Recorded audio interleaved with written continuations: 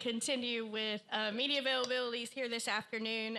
Before I officially introduce Ty, I do want to give one quick update. So with the schedule change and practice being adjusted to today, the bullpen for the drivers in 11th through 25 or 25th in points, that will open when qualifying starts. So we'll stay open the entire time during qualifying, but there won't be like a pre-bullpen before practice. So now we've officially been joined by Ty Dillon, driver of the number 10 Chevrolet for Colleague Racing, one of the two drivers competing in the in-season challenge here at Indianapolis Motor Speedway. Ty, thank you for joining us today. We really appreciate you spending some time with us. Before we get started with questions, just talk a little bit about how this week has been, kind of the things your team did to prepare for this weekend. Yeah, it's been, last couple of weeks have been a bit of a whirlwind from Monday till the race, just with everything that's been going on with the in-season tournament, and it's been quite welcomed and very fun. As a team, we had a team luncheon on Tuesday led by Chris Rice, which I appreciate. You know, we started it with saying, like, it's weird that we're having a luncheon after finishing 20th, but what this has done for our team, the morale, even just talking to the guys, these are the summer months that are hard for these people, the men and women at Colleague Racing and all the race teams, to keep finding motivation to work hard and build the best of the best each week, and it's easy to kind of pass through. But when you have good things happen and some momentum like we've had through the in-season tournament, it's been super fun. And I appreciate the fact that Colleague Racing, Chris Rice, Matt Colleague aren't afraid to pause and say, hey, this is a good thing, and let's take this moment in because this is a lot of fun and good for everybody. So that was great. It was a great moment on Tuesday, and we're all excited for this weekend. All right, we're going to go ahead and go to questions for Ty. We'll work to get a microphone to as many of you as we can. We're going to start off with Daniel McFadden here on the far left. Go ahead. Daniel McFadden, frontstretch.com. Ty, it's kind of hard to believe it's been 11 years since you got your Xfinity win. And we don't have to talk about here. the 11 years part. But no, I'm just curious. I mean, that was a huge deal for you at that point in your career. But I'm curious, with you being consistently in the spotlight over the last 5 weeks with this in-season tournament, and it ending here at Indianapolis of all tracks. Yeah. Which is, for you, which has been more special, this 5 weeks or that one win here 11 years ago? I think it's hard for me to fully give the credit to this 5 weeks right now. I think when I look back, this is going to be a special, special moment no matter what, because I do ultimately want to win in the Cup Series, and I hope that feels as great as this 5 weeks has been. But this has been, I don't know how you even place it, because it's the first time anybody's really gone through this run, and being a 32 seed adds more to that, and just the story that's been built. And I haven't won the Cup Series, so I don't know what it'd be like between the weeks, but it feels like the last 3 or 4 weeks I've done enough media and talked to enough people and had fan growth like I've never seen before. That felt like I won the last 3 weeks. And so it's a weird conundrum. It's not a win, but it has felt so special to be a part of. Honestly, winning here in the Xfinity Series is something that's given me confidence inside the race car for a long time. And some of that got played this week, and I had even forgotten, like, when I won that race, the top 10 was I beat Kyle Busch. I've always remembered, like, I beat Kyle straight up on a restart for the last 20, I think it was 20 laps or so, and beat him head-to-head. So that always gave me so much confidence just for my career in general, especially coming here. But then I looked at the top 10 after that. I think Harvick finished third, or Matt Kenseth finished third. Harvick finished fourth. Larson was in the top 10. Regan Smith, Paul Menard, who won here with RCR. Like, the top 10 in, I think it was nationwide then, but Xfinity Series then is so much different than it looks now, and I beat the best of the best at their peak in that time in that race. So I always look back that with so much confidence and fond memories. But this is a run that I don't think I could have ever expected, based around something totally unique to our sport, and I'm beyond grateful for what it's done for me and the race team and our sponsors. And it might be a good question to ask me next year in the future once I can kind of take it all in, and hopefully we have a Cup race win by then too. I don't know how long they'll last or how long they'll stick with me, and I really hope they do. I've been around long enough to kind of ride the highs and lows of it, but it's been massive. Every person I've seen at the racetrack is cheering me on to beat the next person, and just the acknowledgement from that has been incredible. The engagement online, obviously our team and myself are having a lot of fun with just the social media side of it, the entertainment side of it, and I hope it tells the truth of our story. I hope I'm doing a good job of showing who I am as a person, and also who our sponsors are and who our team is, so that they'll stick with us and continue to follow the growth, because we're heading in a great direction, and hopefully they'll ride with us through hopefully a lot more success. All right, we're going to go to John Newby and then Stephen. Go ahead, John. A microphone here in the back. John Newby, Savage Ventures.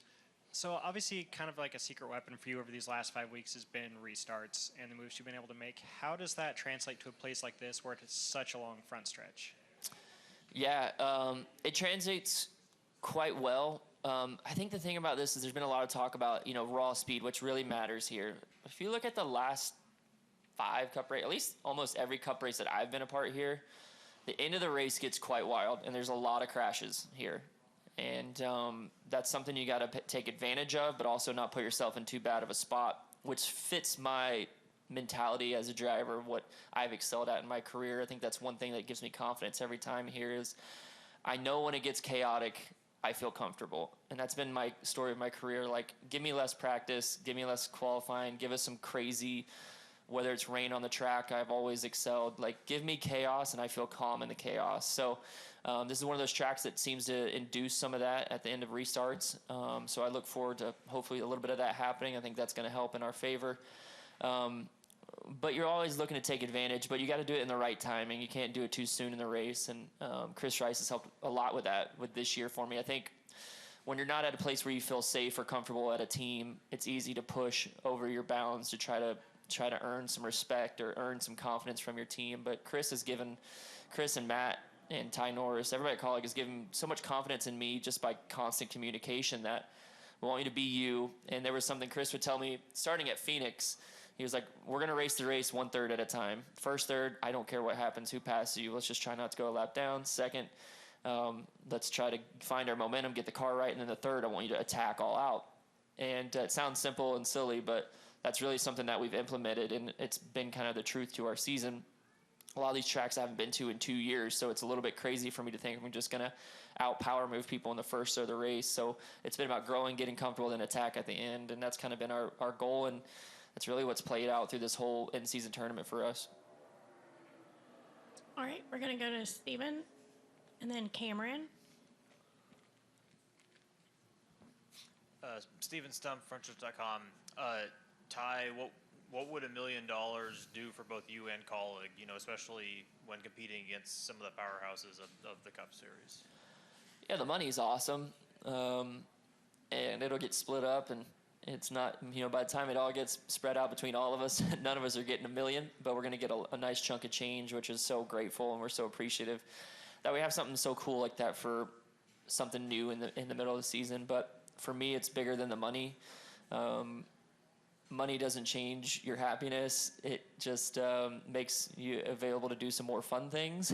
But my true happiness resides in just having fun with my kids, sharing moments with them, but also sharing moments with the race team. And the moments that we've been provided through this in-season tournament has been bigger than anything I've been a part of. And the smiles and the hugs after the race and the good times that are rolling, like, this sport can pass you by and you can realize you never had fun because you were so worried sick about your next opportunity or the next race or being the best, and you can look back and not remember anything. And I've been lucky enough to stick around where there's been years that you look back and you're like, I don't remember one highlight from that year because I was so in my own head and so worried about everything going on. So I guess growing older, being around a lot longer, I feel like coming into this thing, I've already won and we're on house money just because the moments and memories that we shared, the growth that we've had as a team, the confidence that we're all building in each other, and the future that's right in front of us. So the money will be great. The trophy would be awesome to show around and, have some more one-liners for everybody if we do this thing first. But the things that it's already provided for our race team, for our sponsors, Seabest, Grizzly Nicotine Pouches, have been enough. And hopefully this is just the beginning of it. And let's, on the final lap, if it's you and the other Ty bumper to bumper, what would you be willing to do to get by? Ask Alex Bowman. All right, Cameron. Quick question for you. Is $1 Million Baby Song on your playlist this weekend at the Brickyard? That song has come into my head a few times this week, and I've had to block it out. I'm not a big count your chickens for a hatch, but I really like that song. I've always had. It's got a catchy tone to it, is all I'll say. Well, we know you're not getting all the million. You gotta share a little bit of the money. Yeah. But when you do get your chunk of the change, what's going to be your splurge purchase, if you will? I've got 3 kids, so we got some futures to plan and work on. But boy, Chevy has a pretty beautiful Corvette. I'd like to get my name on that list of that fast Corvette that's breaking all them records, but I don't want to talk about it too much, like I said, so that would be one thing. But honestly, probably won't do a whole lot. Just probably manage it well, hopefully. I don't have a real exciting answer. We need to do some remodeling around the house, some cleanups, but not a whole lot. Yeah. All right, go ahead. Cameron Richardson, NASCAR.com. Going with the in-season challenges, how much of that is credit to the big picture you guys are building? And, this season you guys have executed week in and week out. You're putting together top 20 finishes. Just how much of that success in these 5 weeks is that to the overall picture? Yeah, I think I appreciate the most that this in-season challenge has allowed us to get a little bit of light for that growth. I've talked about a lot that we've had the recipe to success to our season with a lot of speed, more speed than I've ever had in a cup car. And we just didn't execute the races. And with this in-season challenge, people have got to see the moments where we've executed the last 5 weeks in a row. So that's been big. But just in general, NASCAR taking the chance to do this, TNT picking it up and running with it. And then, I think a lot of it, we've been probably the most direct beneficiary of it because of our story. But a lot of good things came together. I would say one of the unwritten stories that I give a lot of credit to is the fact that Denny Hamlin in the last year and a half has leaned into his Denny versus the world thing and played into a personality to kind of go at the fans. My kids and I watch a lot of WWE. It's something we do, and the heels and the baby face and learning how to entertain people is something that I think every driver should do homework and watch a little bit of, because we deserve to give our fans a little bit more. Denny leaning into that and telling everybody that he's beat your favorite driver, and the reaction to the fan. I mean, he's the loudest boo, and boos aren't a bad thing always. And him doing that allowed me to have a little fun when we beat him in Atlanta. And I hope me being a little jovial and playing will allow some more people to feel like they can have a little more personality. We have some great, wonderful race car drivers, but I think our sport's only going to grow if our best of our best can grow into a personality and really take the moment and harness the fans and the entertainment side of what we do too. All right, if I can get a microphone to Reed. Reed Spencer with the NASCAR Wire Service. So what's your plan to win and to beat Ty? And is your sole focus going to be on him, where he's running, how he's doing, or are you going to just try to run a race and know that you beat him in this race last year, for instance?